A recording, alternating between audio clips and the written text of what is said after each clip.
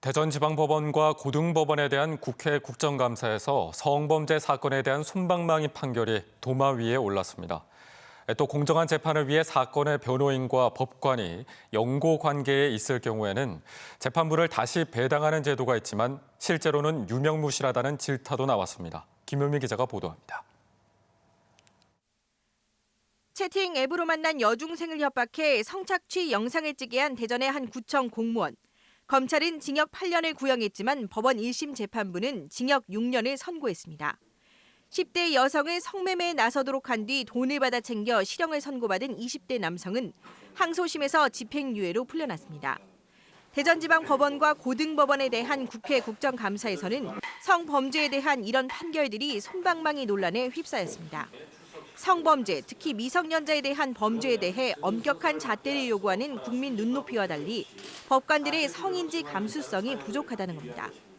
부모를 모시고 사는 점, 이런 점이 과연 이 정상 참작의 좀 요인이 되냐? 성범죄에 대한 성인지 감수성이 부족하다. 깊이 공감하면서 앞으로 각종 연구회 등을 통해서 우리 법관들의 성인지 감수성을 높이는 노력을. 초등학생 성추행 혐의를 받는 교감에 대해 교직 생활에 유익한 경험이 되길 바란다며 무죄로 판단한 대전 고법의 판결은 당시 녹취까지 공개되며 도마 위에 올랐습니다.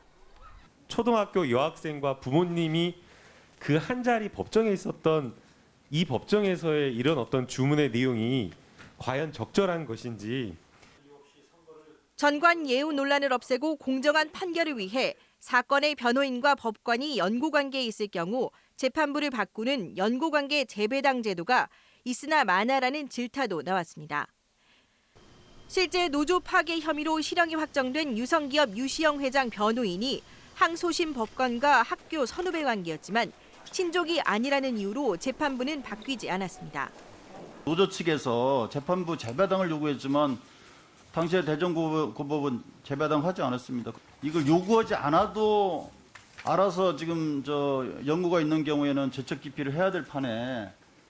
한편 무허가 원액으로 승인받아 식약처로부터 품목 허가 취소와 함께 판매가 중지된 메디톡스가 제기한 집행 정지 신청을 대전 고법이 받아들인 건 국민의 건강권보다 업체 손해를 우선했다는 지적도 나왔습니다.